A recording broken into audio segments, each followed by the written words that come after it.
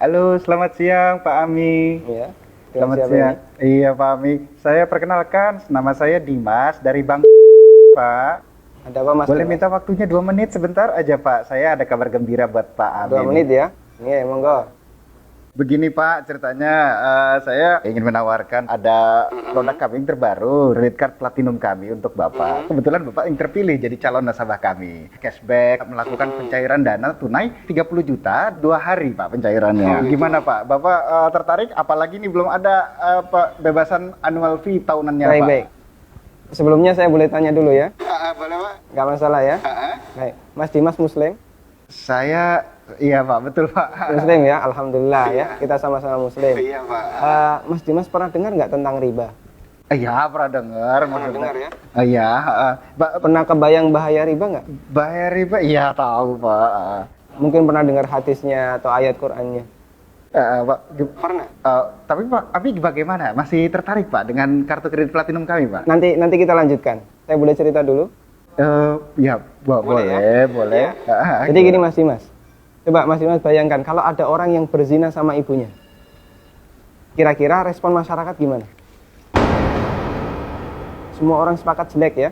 Gimana? Maksudnya gimana Pak? Kalau misalnya ada orang yang berzina sama ibunya, semua orang akan menganggap dia melakukan perbuatan yang maksiat. Ya bejat itu Pak. Wah, bejat sekali ya. Bejat Pak. Baik, kita sama-sama sepakat untuk itu. Iya. Begini, Nabi SAW menyebut bahwasanya riba itu ada 73 pintu. Pintu yang paling ringan, kata Nabi SAW, dosa riba itu seperti berzina sama ibunya, Mas. Itu nilai dosa riba yang paling ringan. Coba kalau Anda tadi tawarkan 30 juta, itu berapa nilai ribanya? Ya, tapi kan... Saya lanjutkan boleh? Ya. Ya, kita lanjutkan dulu ya. Iya. Saya sebutkan, ini ada beberapa fase kehidupan manusia. Orang yang makan riba semuanya mendapatkan azab dari Allah. Pertama, ketika di dunia, orang yang makan riba itu ditantang perang oleh Allah. Coba Mas bayangkan. Kata Allah Subhanahu wa taala, ya ayyuhalladzina amanu taqullaha wa dharu ma baqiya minar riba. Wahai orang yang beriman, bertakwalah kepada Allah dan tinggalkan semua bentuk riba. Fa in lam taf'alu fa'dzanu biharbi minallahi wa rasulih.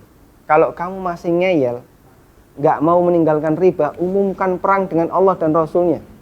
Coba, kalau kita ditantang perang oleh Allah dan Rasulnya, kira-kira ada nggak peluang untuk menang? Nggak ada ya? Ampun Pak. Ini yang pertama. Yang kedua, orang yang mati dalam kondisi membawa dosa riba, makan riba, nanti dia akan dihukum di kuburan dalam bentuk berenang di sungai darah. Masya Allah, berenang di sungai darah. Kata Nabi SAW, beliau pernah menceritakan mimpinya, dan mimpi beliau itu wahyu. Nabi SAW pernah melihat ada orang yang berenang di sungai darah, kemudian di tepi sungai ada orang yang membawa batu. Setiap orang ini berenang menepi, dilempari batu ke mulutnya, kemudian balik ke tengah. Ini yang kedua. Di alam kubur, dia mendapatkan azab berupa berenang di sungai darah. Yang ketiga.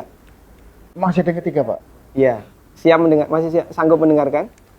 Iya Pak. Iya, tapi saya lanjutkan ya. Iya Pak. Yang ketiga, ketika orang ini dibangkitkan oleh Allah dari alam kubur, dia dibangkitkan dalam kondisi sempoyongan, Mas. Allah Subhanahu wa taala bercerita, alladzina ya'kuluna riba la yaqumuna illa kama yaqumul ladzi yatakhabbathu syaitan minal mas. Orang yang makan riba, mereka akan dibangkitkan pada hari kiamat dalam kondisi sempoyongan seperti orang yang kerasukan. Iya Pak. Artinya yang lain berjalan normal, dia sendiri sempoyongan. Menyakitkan.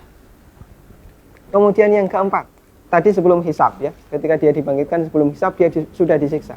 Yang keempat, setelah dihisab, orang yang makan riba itu kan makan harta haram ya. Iya Pak. Makan harta haram, Pak. kita sepakat itu. Kalau kemudian daging kita tumbuh dari sesuatu yang haram, berhak nggak dapat surga? Enggak Pak. Layak nggak dapat surga? Enggak Pak. Sementara tempat di akhirat cuma ada 2 pilihan. Kalau nggak surga, Neraka Pak. maka kata Nabi SAW, kullu lahmin nabata bin suhtin, setiap daging yang tumbuh dari sesuatu yang haram, kata beliau, annar aulabi. Iya Pak. Neraka lebih layak baginya.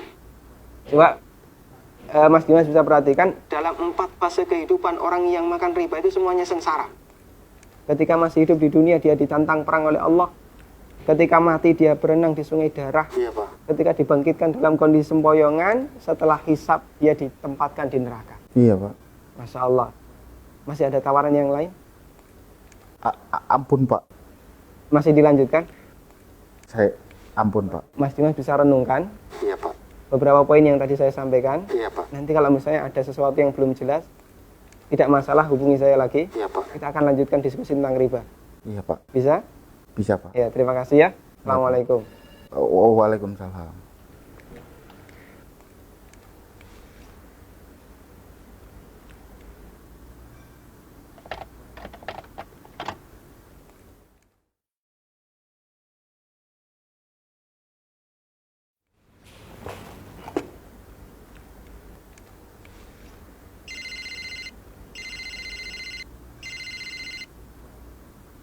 Iya.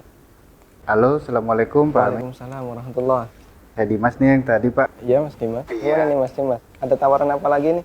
Ada lowongan kerjaan nggak ya, Pak ya?